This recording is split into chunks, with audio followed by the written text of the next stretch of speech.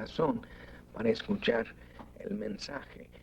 Hace 4 o 5 años, en todos los eneros de estos últimos años, ya tenemos este arreglo tan tradicional y también tan edificador de invitar a los hermanos de él, a su querida esposa Luisa, que siempre lo acompaña y lo sostiene en su ministerio, y nuestro hermano.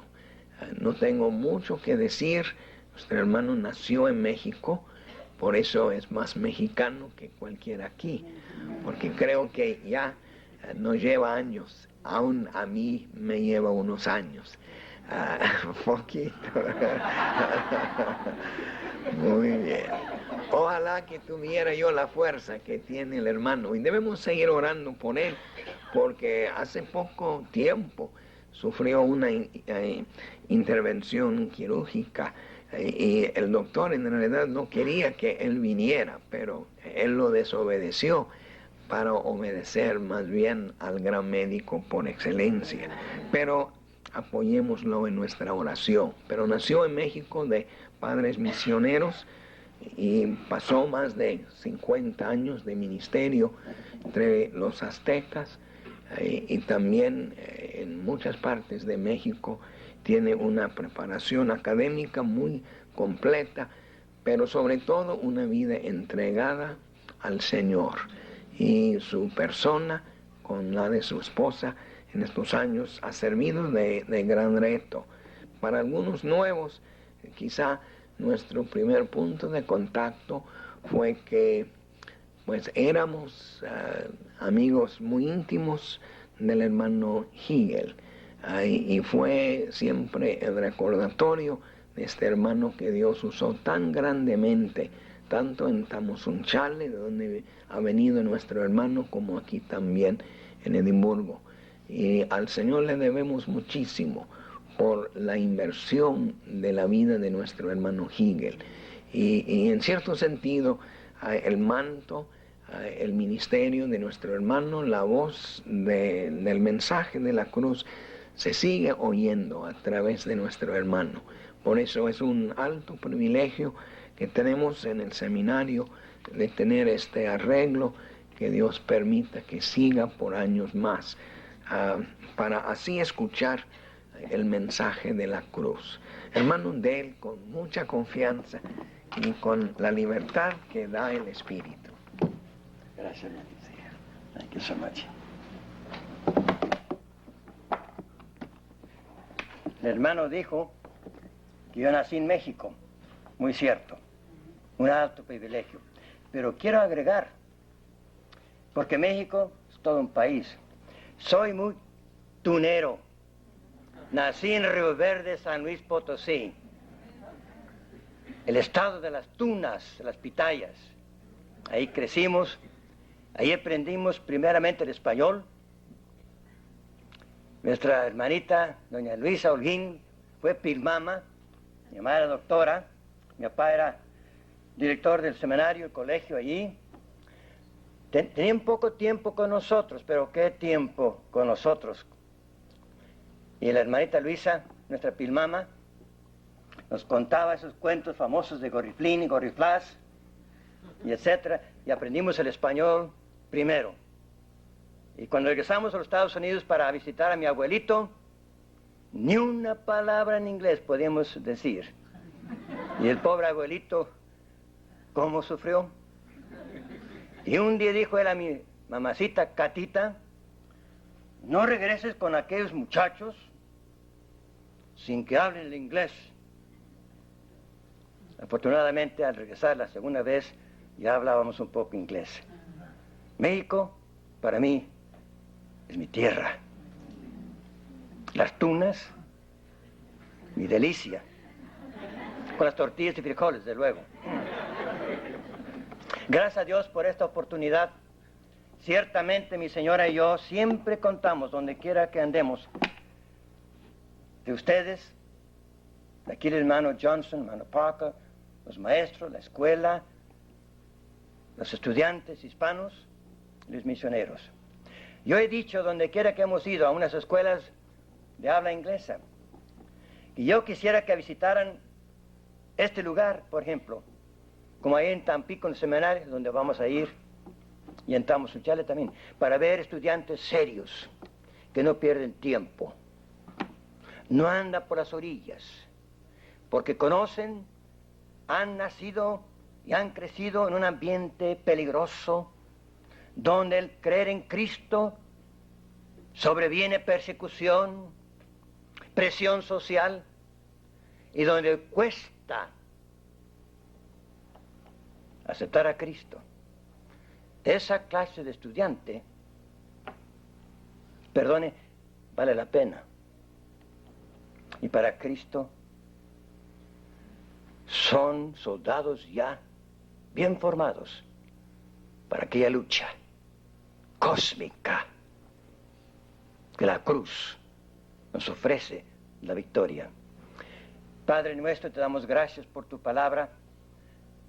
Pedimos ahora que al abrir este libro santo, que el autor del libro, el Espíritu Santo, tome las palabras y las haga cual espada de dos filos, para que penetre la conciencia, la mente, el corazón de cada uno de nosotros y hacernos sentir de nuevo y constante el mensaje glorioso de la cruz y la bendita resurrección. Toma pues en tus manos la palabra y pedimos que tú hagas impacto como solo tú puedes. Te lo pedimos todo por amor de Cristo Jesús. Amén. Hermanos, queremos en estos días estudiar y compartir el mensaje de la cruz en su aspecto revelador. Dice Pablo en 1 Corintios 1 que la palabra de la cruz para el incrédulo es locura, pero para aquellos que creen es la potencia, dunamis de Dios. Sí, poder para redimir, sí. Poder para santificar, sí. Poder para dar victoria, 1000 veces, sí. Pero también la palabra revela el corazón del creyente tal como es y no como aparenta ser. Quiero esta noche entonces compartir con ustedes la verdad que encontramos, por ejemplo, en Marcos 8, 31 al 37, y los dos pasajes paralelos, Mateo 16, 21 al 26, y Lucas 9, 22 a 25. Lo haremos lo más concreto posible. 3 pasajes paralelos que hablan del mismo acontecimiento. Y el tema que queremos compartir con ustedes es el siguiente: la cruz y el egoísmo en el corazón del creyente. La cruz revela el creyente tal como es o como debe no hacer. Ustedes recuerdan, vamos a notar, en Mateo, por ejemplo, en Mateo 16, dice el versículo 13, y viniendo Jesús a las partes de Cesarea de Filipo, preguntó a sus discípulos diciendo, ¿quién dicen las gentes que yo soy? Sale de Galilea. Ya su ministerio en Galilea había terminado. El pueblo judío lo había rechazado. Los líderes planeaban su muerte. Sale con sus discípulos a Cesarea de Filipos. Y ahí les pregunta, después de tantos meses de trabajo en Galilea, ¿quién dicen las gentes que yo soy? ¿Qué impacto ha hecho mi vida, mi ministerio, mi palabra? Contestan los discípulos, pues algunos creen que tú eres Juan el Bautista, otros que eres Elías, y otros que eres uno de los profetas. Resultado del ministerio en Galilea. Entonces pregunta él a ellos, ¿y vosotros, ustedes, quién dicen que yo soy? Desde aquel momento, Cristo se concreta a preparar los discípulos para el Calvario. Desde aquel momento. Desde aquel punto camina rumbo a Jerusalén para subir la cruz ignominiosa que sería la base de redención y victoria. ¿Quién dicen ustedes que yo soy? Y Pedro, el atrevido, dice, pues tú eres el Cristo, el Hijo de Dios viviente. Y contesta Cristo, Pedro, esto no sale de tu corazón, Dios lo ha revelado. Ahora noten ustedes, en Marcos 8, dice el versículo 31, y desde aquel momento comenzó a enseñarles, ¿qué cosa? La cruz, la resurrección. Ya de Cesarea de Filipos camina, digo yo, otra vez rumbo a Jerusalén. Y se concreta no a la multitud, sino a enseñar a los discípulos la cruz en toda su gloria, como también en su ignominia. Y quiero notar hoy, mañana y el lunes, 4 veces que menciona él la cruz y revela el corazón de los discípulos. Porque frente a la cruz el corazón se desnuda. Ahí no se esconde. Aún del creyente, el inconverso locura. Claro, la cruz descubre su locura, pero el creyente descubre, revela rasgos de carnalidad, en este caso de egoísmo. En los discípulos, los que habían dejado redes, barco y a un padre, todavía egoísmo. Porque la cruz, el mensaje de la cruz y la redención escarba hasta el corazón del hombre creyente y desnuda todos los rincones donde la carne, el egoísmo ha hecho nido. Quiero que noten aquí entonces, comienza a enseñarles. En Mateo dice, comienza a demostrarles. Aquí la palabra es enseñar. En Mateo es exhibir. No solamente enseña el mensaje de la cruz, pero también exhibe, manifiesta la cruz a los discípulos. A ellos, ya no a la multitud, a ellos. Y note en primer lugar, ¿qué revela la cruz? En primer lugar, en ese pasaje, vamos a notar, revela 3 cosas en cuanto al egoísmo. Primero, la cruz revela el punto de conflicto. Segundo, la cruz revela el punto de contraste. En tercer lugar, la cruz revela el punto de victoria y seguridad. Sí, la cruz revela, en primer lugar, un conflicto. Noten ustedes, como dice aquí, comenzó a enseñarles que convenía que el Hijo del Hombre, noten, padeciese mucho y ser reprobado de los ancianos y de los príncipes, de los sacerdotes y de los escribas, ser muerto y resucitar después al tercer día. Versículo 33.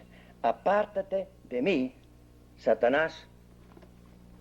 Cuando Cristo comienza a enseñar a los discípulos, ya a lo claro, rumbo a la cruz, íntimamente, la cruz se desprende o se manifiesta el conflicto que siempre ha habido desde que cayó Lucifer. La cruz, dice Cristo, voy a padecer sufrimientos. Y noten el término, el Hijo del Hombre. No voy a entrar ahí, pero ahí hay un campo tremendo de meditación. Daniel, el Hijo del Hombre. el título que Cristo usaba de sí mismo, pero ningún discípulo, el Hijo del Hombre. Y ahí en Daniel, ¿ustedes recuerdan? Es aquel que va a establecer el reino. El Hijo del Hombre va a sufrir, padecer sufrimientos, la cruz, ser rechazado del pueblo y de los líderes religiosos, sí, y ser muerto, ser matado, perdone la expresión, hasta la cruz, desechado, sufrimientos y aún más, muerte. Y luego que se revela a través de la boca de Pedro: quítate de mí, Satanás. Satanás, la palabra como ustedes bien ya saben, adversario. Cuando él explica la cruz, luego se levanta otra vez, como siempre el diablo, para hacer impacto y para, ¿qué? Formar un obstáculo. La obra de la cruz. Sí, la cruz pone en relieve el conflicto entre las fuerzas de Cristo y las fuerzas del diablo. Las dos fuerzas se enfocan sobre la cruz y la resurrección. La obra de Cristo, la cruz, y el diablo se opone. Aquí está el caso. La cruz revela, pone en manifiesto, en relieve, el conflicto cósmico. Yo no sé por qué leer la Biblia tan pocos hermanos han tomado en serio que la Biblia nos habla que desde aquel día cuando Lucifer cayó, ustedes muy bien recuerdan, Isaías, Ezequiel, se entabló una lucha espiritual entre el reino de Cristo y el reino de Satanás. Llega ese conflicto a esta tierra cuando Adán y Eva pecan. Y en Génesis 3:15 dice Cristo, dice Dios: yo he puesto enemistad entre la simiente de la serpiente y la simiente de la mujer. Enemistad. Y esa enemistad se enfoca ¿dónde? La simiente de la serpiente herirá la simiente de la mujer, el calcayar. La simiente de la mujer herirá la serpiente en la cabeza. Desde aquel día en este mundo, esa lucha espiritual en los aires, cósmico, ahora aquí. Y la cruz es el enfoque, como aquí. El diablo se opone a la cruz. Y Cristo, por su muerte en la cruz, ¿qué? Establece la cruz firme, redención, santificación, victoria. Hasta la lucha. Hasta la lucha. La Biblia abunda en las cartas de Pablo, por ejemplo. ¿Cuántas veces menciona Pablo la vida cristiana en términos militares? Y aún Cristo también habla de la vida en forma militar. Lucha. Porque la vida cristiana no es el muelle en donde el barco descansa en paz. La vida cristiana es salir a alta mar, con él a bordo, confrontarse con los vientos y contratiempos, pero todo va bien, porque él está en el barco. Y la victoria de la cruz hace el paso firme y seguro. Sí, desde Génesis 3:15, no va a trazar todo, usted bien lo puede hacer, como en el Antiguo Testamento el diablo se opone. Se opone para que Cristo no venga a la cruz. ¿Recuerdan ustedes capítulo 3? Caín mata a Abel. ¿Por qué Abel? Porque Abel era el piadoso. Y posiblemente el diablo pensaba, por Abel viene la simiente, la mujer. Acaba con Abel. Ahora dice Satanás, ahora sí, no vendrá la simiente para la cruz, mi derrota. Pero nace Set. Dios nunca pierde. Nunca se tregua. Porque la cruz establece la base de victoria. ¿Usted recuerda el capítulo, digamos, 4? Después capítulo 6, Los hijos de los hombres se casan con los hijos de las mujeres y hay una corrupción tremenda, dice el diablo, ahora sí. Si no por la muerte, ahora sí por el casamiento. Voy a evitar que venga la simiente de la mujer. Pero ahí Dios encuentra a Noé. Capítulos 10 y 11, el mundo se envuelve otra vez en tinieblas, el diablo dominando. Nimrod. Se levanta un hombre feroz, cazador de hombres, no de animales. El hebreo lo hace muy claro. Y domina el mundo de aquel entonces y establece un reino de aquel entonces universal. Levanta una torre y sobre la parte de arriba de la torre aquella dice que llega hasta el cielo. Creo que el hebreo dice que mira al cielo porque arriba había señales de paganismo. El Zodiac. Y Dios viene y destruye. Porque todavía Dios está en victoria. La cruz viene. Después el caso de Abraham. Después el caso de Israel en Egipto. Después en los libros de los jueces, cómo Satanás logra que muchos vayan tras Baal y los Baales. Pero Dios siempre tiene un remanente. Y de aquel remanente viene la simiente de la mujer. Y a través del Antiguo Testamento, como vemos, el diablo se opone a que venga Cristo. Porque la cruz está de por medio. Ahí está el enfoque. Nace Jesús. ¿Qué pasa? Herodes procura matarlo. Detrás de Herodes está la serpiente antigua. Destruir aquella simiente.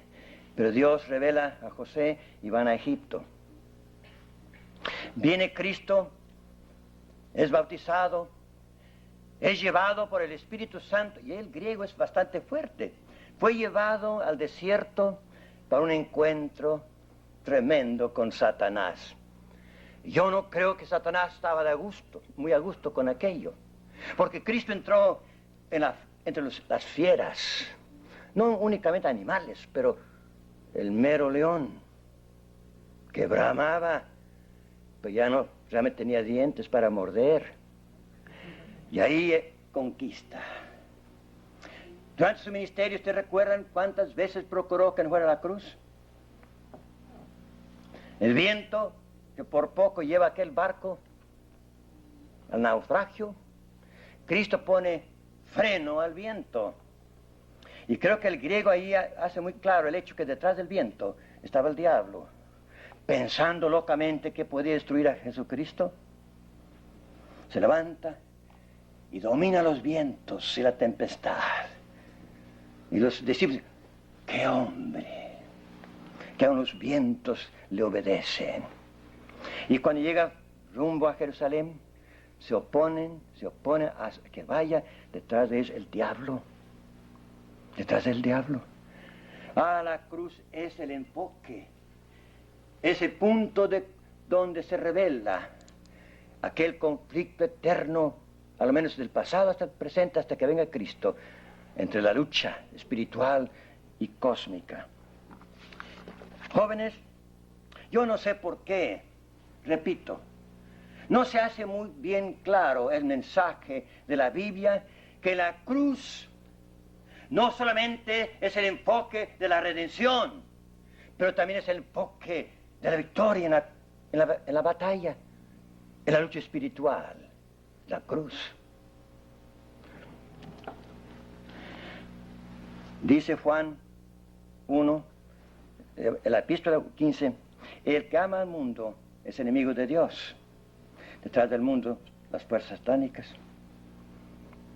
La lucha espiritual y la cruz lo hace muy claro, porque la cruz es lo que el diablo no quiso, y no quiere hoy día que se aplique la cruz a la vida diaria. Detrás de las cordilleras, otra biografía de este hombre, Santiago Freyre, un hombre que Dios usó grandemente y cuya vida le hemos estudiado con grupos con grande provecho espiritual. Fue llevado por el Señor a China y ahí se encontró con fuerzas que él no entendía. ¿Cómo era posible que al leer la Biblia no se daba cuenta? Efesios 6, 2 Corintios 10. y etcétera, etcétera. Comenzó a evangelizar y notó que todo era lo contrario. Lucha y lucha y lucha. Y él luchando contra carne y sangre. Pero un día, a través de un magazine, El Vencedor de Inglaterra, se dio cuenta que el mensaje de la cruz era el mensaje de la lucha espiritual. De aquel momento cambió su ministerio. Jóvenes señoritas, si no lo saben, lo deben saber. Aquí en el instituto también, como en el campo misionero, la patria tuya y mía, y este país también, el mundo entero, es el lugar donde esa lucha hoy día se vuelve más dura y más dura. Y la cruz es lo que el diablo no quiere que se predique, ni tampoco que se aplique, porque hay victoria. La cruz revela el punto de conflicto. Nota la segunda cosa. Debo decir también, se me iba a pasar, estando yo en una iglesia allá en los Estados Unidos, Filadelfia, en una convención misionera, habíamos más de unos 50 misioneros hablando de misiones en todo el mundo. Una iglesia muy misionera, muy bien edificada en las cosas de Dios, con grande interés en el ministerio de la palabra. Una semana entera dando conferencias sobre misiones en distintas partes del mundo. Y el sábado en la tarde nos invitaron 8 de nosotros para formar, formar un simposio. Para mí era una experiencia nueva. Yo venía allá de la Sierra de México, donde pues nada de eso sabíamos.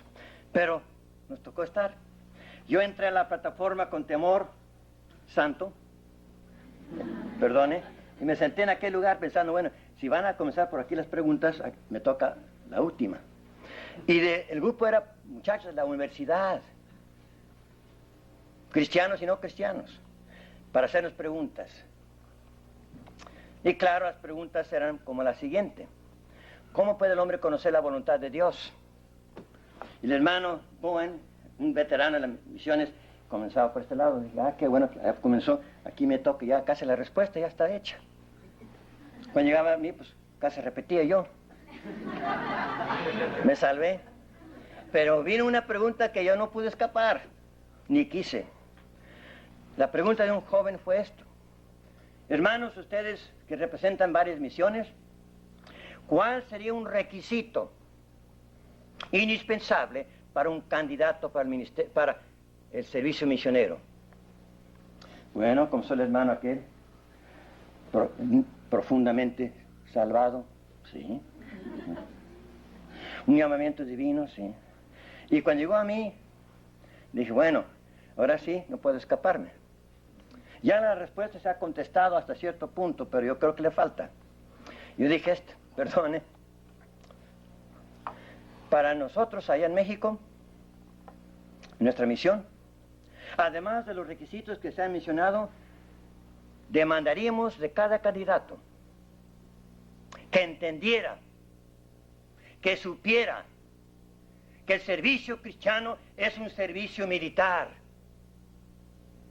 Entra, desde luego, en la lucha espiritual entre fuerzas del Señor y fuerzas del diablo. No hay tregua. Vida o muerte. Sí, Señor. Y aquel candidato debe entender esa lucha espiritual y cuáles son las armas espirituales. Efesios 6, 2 Corintios 10, etc. Pues hermanos jóvenes, hubo un silencio espantoso. Les cayó como agua fría en tiempo de invierno, parece. Quedaron sorprendidos. Dije entre mí, bueno, ¿dije algo fuera de orden? No, señor. Pues yo había estado allá en México, donde la vida mía había estado muchas veces en peligro de una emboscada o dos, etcétera. Y solo la mano de Dios y la victoria de la cruz me salvó. Yo hablaba de experiencia y de la Biblia. Después, cuando salimos, dije, oiga, Luisa, perdone, ¿usted notó aquel silencio raro? Después de haber dicho tal cosa, dijo, igualmente yo.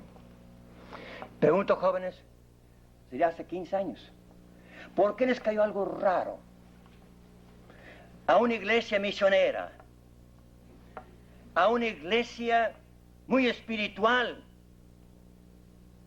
a misioneros veteranos también, de la congregación especial, algo raro? Porque en un sentido no había entendido todas las esferas de la cruz. No habían entendido a fondo el alcance de la obra de la cruz. Y hoy día, jóvenes, en muchas iglesias, hable usted de la lucha espiritual y es cosa rara. Les despierta algo de su sueño, ¿no les parece? Pero la cruz, el mensaje de la cruz, señala, revela el punto de conflicto. Los ataques del diablo contra la cruz. Las fuerzas de Cristo avanzando a base de la cruz. La cruz revela el conflicto. La segunda cosa, no solamente la cruz revela el punto de conflicto, pero también la cruz revela el punto de contraste. Noten ustedes. Marcos otra vez 8:31. Y comenzó a enseñarles que convenía que el Hijo del Hombre, en otra parte, convenía. La cruz, la resurrección convenía. Yo no estoy de acuerdo con esa traducción, porque el verbo es necesario, deía, tiempo presente, tiempo continuo, necesario hasta que él muriera. Modo indicativo, realmente. Necesario era que muriera. Necesario. Ahora ese verbo necesario, o es necesario, tiene varios, en un sentido, significados. Necesario, sí. Obligatorio, sí. Indispensable, sí. Pero noten ustedes en pocas palabras. A veces se usa la palabra necesario porque por las circunstancias. Necesario por ciertas circunstancias. Por ejemplo, Marcos 13:7. Necesario por las circunstancias. Otras veces la palabra, el verbo significa necesario porque por circunstancias que otros han producido. Por ejemplo, en Juan, digamos, Hechos 9:15 o 16. Necesario por circunstancias que otros han provocado. También la palabra o el verbo necesario también significa necesario para alcanzar cierto fin. Por ejemplo, Juan 4:20. De ahí también se usa necesario en el sentido necesario por ley. Lucas 13:14. Y aquí, creo yo, necesario para cumplir con un deber espiritual. Necesario para cumplir. ¿Cuál es el espíritu de la cruz? Fue necesario por los decretos eternos de la Trinidad. Dios Hijo encarnado en cuerpo humano sin pecado. Necesario la cruz. ¿Por qué? El plan de Dios, la voluntad de Dios. Y vemos a través de la vida de Cristo Jesús una vida sin egoísmos. Ahí está la palabra. La cruz y el egoísmo en él no hubo. Dice Pablo en Filipenses 2, el cual siendo en forma de Dios la esencia de divinidad, después se vació de sí mismo. Ahora habrá muchas interpretaciones, pero yo lo entiendo de esta manera. Perdone, se vació de egoísmo personal, de pensar de sí mismo. Porque después se hizo hombre, murió en la cruz. su vida en este mundo sin pensar de sí mismo. El espíritu de la cruz, hermanos, es ¿qué? Un espíritu sin egoísmo, sin pensar de sí mismo, la voluntad de Dios. Y ustedes recuerdan cómo tantas veces Cristo Jesús en su ministerio dice, por ejemplo, en Juan 4:21, mi comida es hacer la voluntad del que me envió. En Juan 5:30, no puedo yo hacer nada por mí mismo, porque no busco mi voluntad, sino la voluntad de aquel que me envió. Otra vez Juan 6:30, porque he descendido del cielo no para hacer mi voluntad, sino la voluntad de aquel que me envió. Y después en el jardín de Getsemaní, no lo que yo quiero, Señor, que hágase tu voluntad. Cristo, siendo Dios siempre, cuando aquí anduvo como hombre, no hubo ni un pensamiento de prevención de sí mismo. Se vació de sí mismo. Es el espíritu de la cruz. El espíritu que no piensa de sí mismo. No alaba a sí mismo. Recuerden, dice Cristo, los hombres buscan la gloria de los hombres, yo no busco tal cosa. ¿Cuál es el espíritu de la cruz? Vaciarse de sí mismo. Una vida que no piensa de su bienestar, su voluntad, sus deseos, sus gustos. Noten el contraste. Dice aquí, aparte de mí, Satanás, porque no sabe las cosas son de Dios, sino las que son de los hombres. Y dice Mateo 16, un poco más amplio, Pedro, me eres escándalo, tropiezo, obstáculo, porque no entiendes las cosas que son de Dios, sino las piensas como los hombres. Ahí está el pensamiento egoísta del mismo diablo. ¿Se recuerdan cómo en Isaías nos dice que Lucifer dijo, yo seré sobre las nubes, yo seré sobre las estrellas, yo seré Dios, yo? Aquí Pedro, un discípulo, no posicionado por el diablo, no, pero se presta a que el diablo ocupe su boca. Yo no creo que un creyente puede ser poseído de Satanás, no. Pero cualquier miembro, Romanos 6, que presta al diablo, el diablo va a usar para estorbar la obra de la cruz. Y aquí es la boca de Pedro. ¿Y qué es la boca de Pedro? Noten ustedes, el mismo espíritu de Satanás. Noten ustedes, el egoísmo. Primero, noten, el espíritu de superioridad del yo. Noten el versículo 32. Marcos 8.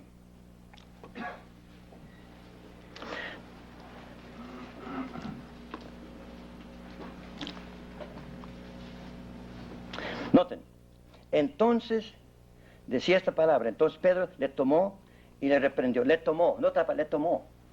Ahí el verbo es voz media, es proslambano, voz media, es como el reflexivo, lo tomó para sí. Es decir, estaban los discípulos con Cristo y él hablando de la cruz, y Pedro, por el egoísmo, el hombre viejo, se presta la boca. Y entonces Pedro lo toma y lo aparta a un lado para sí. ¿Qué espíritu de superioridad? ¿Con qué derecho aparte él de los demás discípulos? No, pero a Pedrito. Y él tiene el derecho. Los discípulos, no, esos no valen tanto. Yo soy. Ahora lo tomo por acá para hablarle en privado. El espíritu de egoísmo que se supera. Oh, qué feo. Huele del infierno. El egoísmo que se pretende ser superior a los demás hermanos. ¿No hay iglesias del mismo estilo? La segunda cosa, no solamente el espíritu de superioridad. Note, el espíritu de audacia. ¿Nota ahí? Lo reprendió. Señor, y lo reprende. Qué raro. ¿Por qué le llama curioso entonces? Le reprende. Y ahí la palabra es bastante fuerte, porque Cristo lo emplea otra vez con Pedro. Le reprende. Es una palabra, un verbo bastante fuerte. Pregunto, ¿quién le dio a Pedro esa prerrogativa para decir y reprender a Cristo Jesús como Señor? ¿Quién tiene derecho a reprender al Señor? Ninguno. Pues el Señor. Y ahí está Pedrito otra vez, con su egoísmo, lo reprende. ¡Qué audacia! Oh, hermanos, el yo se atreve a meterse donde no le conviene. No solamente se siente superior, pero tiene una audacia que espanta. El yo. Nota otro. El espíritu de superioridad, el espíritu de audacia, note, el espíritu de sutileza. El yo. El hombre viejo es muy sutil, hermanitos. Demasiado. Si fuera por la cruz, cómo nos llevaría al fracaso. Noten la palabra ahí. Dice Mateo, que Dios tenga misericordia de ti. En otras palabras, piensa de ti mismo. Piensa de ti mismo. Qué sutileza. Pretende preocuparse en el bien de Cristo, cuando realmente le está ofendiendo, le está estorbando un obstáculo. Oh, el yo es muy sutil. Se presenta como un ángel de luz. Pero detrás de aquel ángel de luz está la voz del diablo inflando la carnalidad del yo. Qué sutil. Parece la voz de Dios, la voz del diablo. Un apóstol, un discípulo, dígame usted. Aún más, el espíritu de dogmatismo. Noten ahí, dice Mateo, nunca jamás, Señor, que esto te suceda. Nunca. Ahí el griego es doble, un negativo doble. Jamás, Señor, que no te acontezca.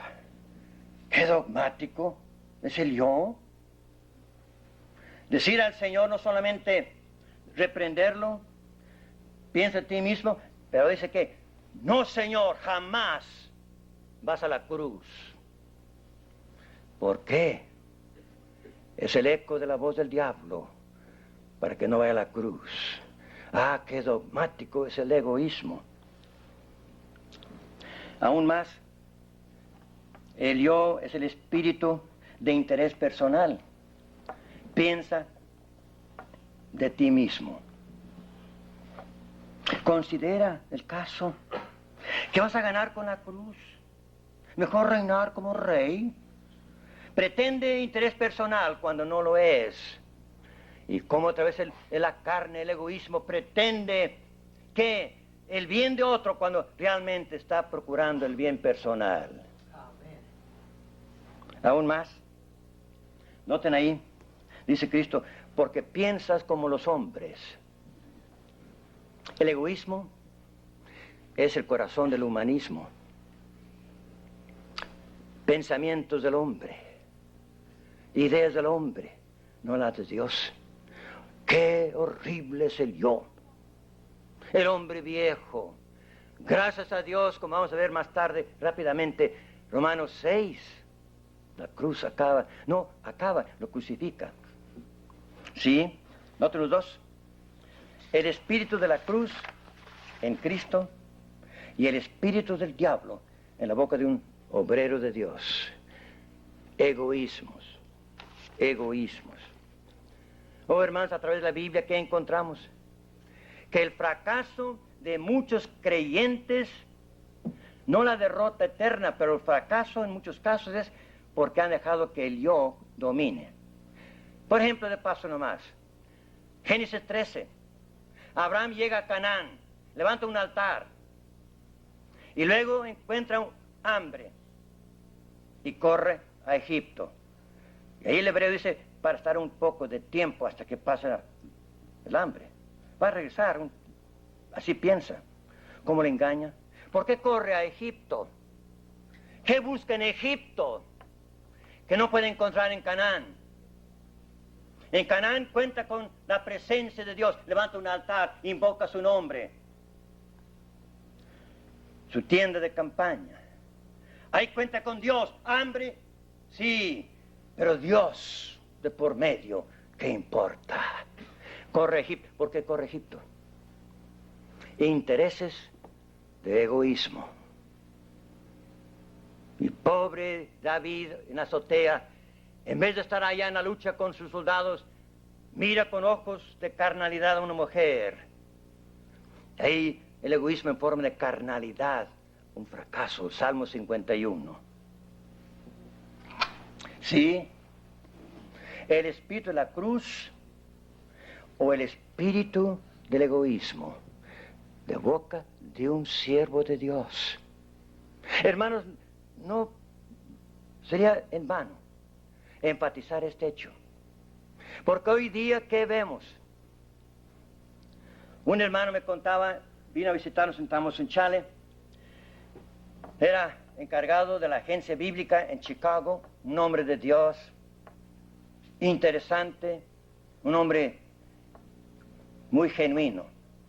Y él me contaba una vez que estando en Chicago, invitó a 2 jóvenes de la Universidad de Chicago para acompañarle a un servicio evangélico. Él sabía de por medio lo que iba a hacer. Fueron a ese servicio y el predicador era un hombre elocuente, pero teología liberal. Y aquel hombre, no voy a decir su nombre, movía la congregación con su elocuencia y con su pensamiento y con sus expresiones. Saliendo del servicio, el hermano le preguntó al joven, los 2 jóvenes, ¿qué le parece? Dijeron los 2 muchachos simultáneamente, ¡ah, qué hombre! ¡Qué hombre! El domingo siguiente, aquel hermanito invitó a 2 más, los mismos 2, mejor dicho, a otro servicio. El hermano, yo le oí predicar varias veces, un hombre con un mensaje, digamos, sencillo, pero profundo. Un hombre conservador en su teología, una pasión grande por las almas. Su sermón terminó y saliendo de la capilla, dijo el hermano, ¿y qué le pareció hoy? Dijeron los 2, que Dios tiene aquel hombre. ¿Ven la diferencia?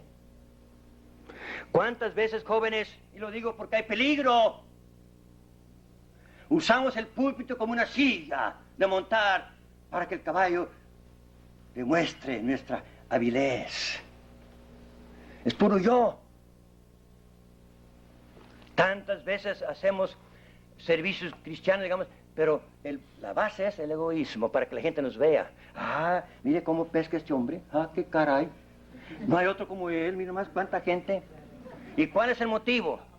Para lucir en nombre de Dios. ¡Qué barbaridad! La cruz dice que no. Quítate de mí, dice Cristo, porque eso es de Satanás. Oh, jóvenes, cuidado con el egoísmo. La cruz no permite ni da lugar, ni tregua con el egoísmo. Romanos 6, fue crucificado el hombre viejo. Todavía procura, sí señor, no está muerto, pero procura seguir controlando el cristiano. Cuidado con el egoísmo, se esconde detrás de los... Es como el camaleón, cambia los colores de acuerdo con el ambiente. Ah, qué sutil es el egoísmo, qué dogmático, ah, qué superior. Cuidado, la cruz dice que no. Nota tercera cosa, la cruz revela el punto de conflicto, la cruz revela el punto de contraste. Tercero, la cruz revela la base de victoria contra la carne y contra el egoísmo. Noten lo que dice Cristo. y llamando a las gentes con sus discípulos, ahora ¿qué dice Cristo? Cualquiera que quisiere venir por de mí, noten, niéguese a sí mismo. Ahí está el problema. Que se niegue a sí mismo. El verbo es como Pedro dice, no lo conozco, lo desconozco, no reconozco su autoridad, ni lo conozco. Dice Cristo, el que me sigue con el espíritu de la cruz, tiene que decir no al yo que está crucificado con Cristo. Aún más, noten ahí. Porque el que quisiere salvar su vida la perderá. Y el que perdiere su vida por causa de mí, del Evangelio, la salvará. No solamente, hermanos, la cruz es la base de victoria para el seguidor de Cristo. Pero la cruz es la base de victoria en la vida. El que quiere salvar su vida para yo, la va a perder. Pero el que está dispuesto a perder su vida por mí, el Evangelio, la va a ganar. La cruz es la base y la resurrección de la dinámica de la vida cristiana. No solamente el que sigue a Cristo debe cargar su cruz, negándose a sí mismo, desconociendo por la gracia de Dios y poder del Espíritu Santo, no te conozco, ni doy lugar al egoísmo. Con la ayuda de Dios está crucificado el hombre viejo. Pero aún más, su vida será una vida que abandona todo, toda su vida, para Cristo y la causa. No da lugar a sus propios deseos. La cruz es el punto de victoria. Y como el egoísmo procura levantar su cabeza nefanda. Pero podemos decir con Romanos 6, fue crucificada en la cruz. No tiene derecho, dice Pablo, sabed que murió. Y dice, en segundo lugar, reconocer. Y tercero, no prestarse al hombre viejo. Romanos 6, en otros 3 verbos. Saber que en la cruz fue crucificado. Reconocer, un término comercial, reconocer que está muerto. Vive para, pero no puede hacer nada con nosotros. Y tercero, prestarnos. No al yo, prestarnos a Él. ¿Cuándo vamos a entender que la cruz no solamente revela el conflicto espiritual, no solamente revela el espíritu de la cruz y el espíritu del yo, pero la cruz es el único lugar seguro y la resurrección. El egoísmo no puede ni tiene derecho de ejercer su influencia y dominio por la cruz, porque con él fuimos crucificados al yo, al mundo, la carne y al diablo.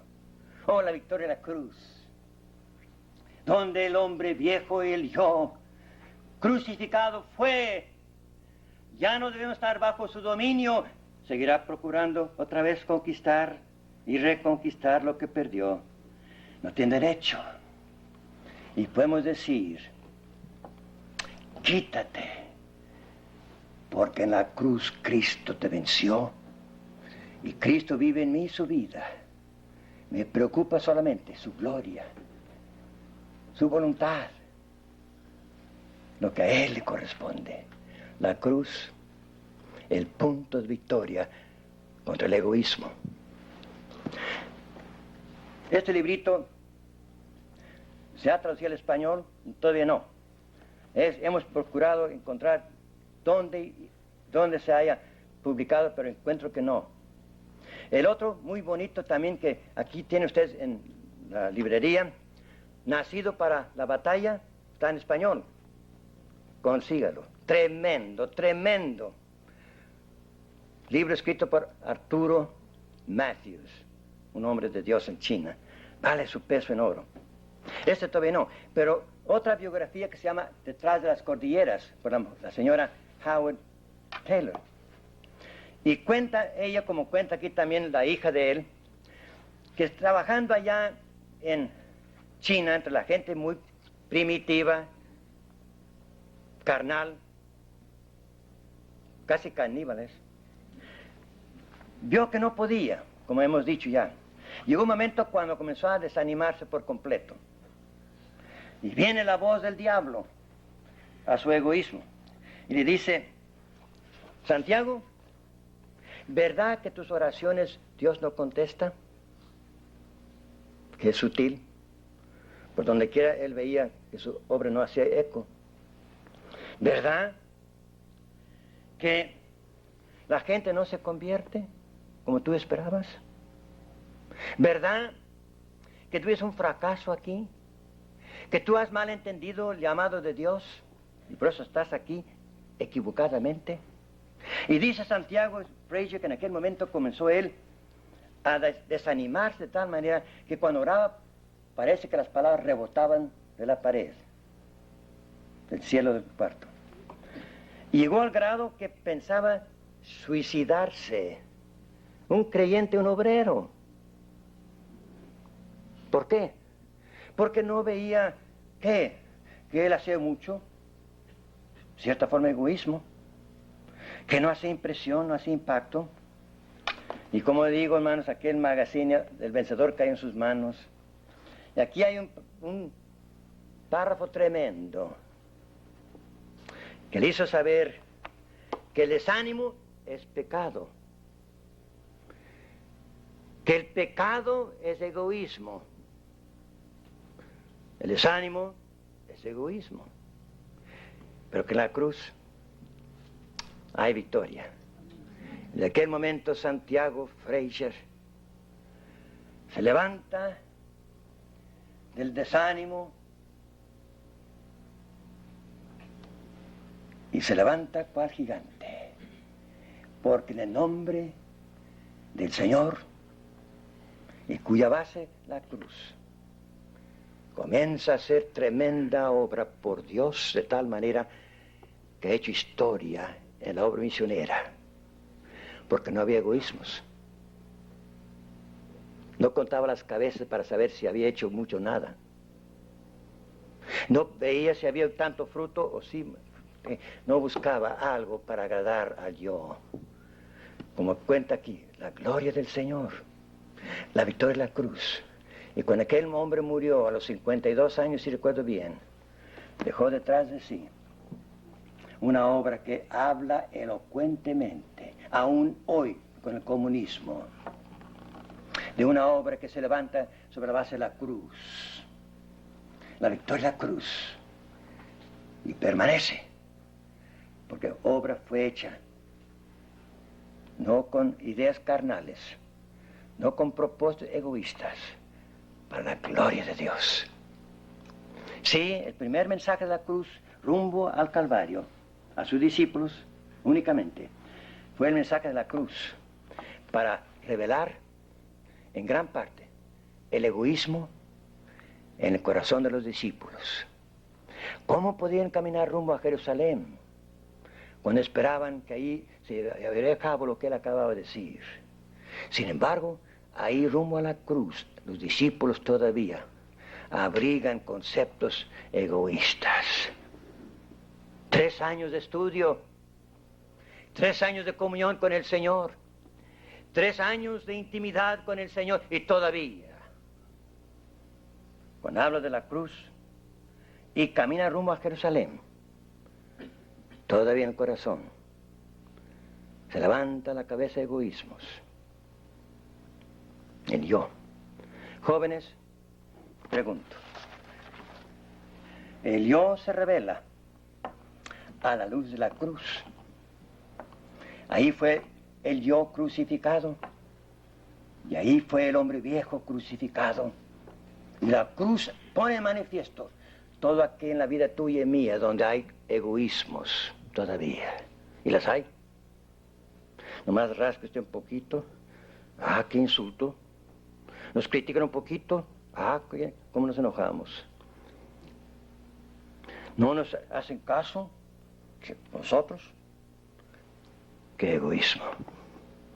Oh, hermanos, que la cruz nos hable con la resurrección y nos despeje la mente para ver lo que en la cruz llevó a cabo cuando el hombre viejo crucificado fue Ah, sí, victoria. Pero ¿cuántas veces en la vida diaria tanto egoísmo?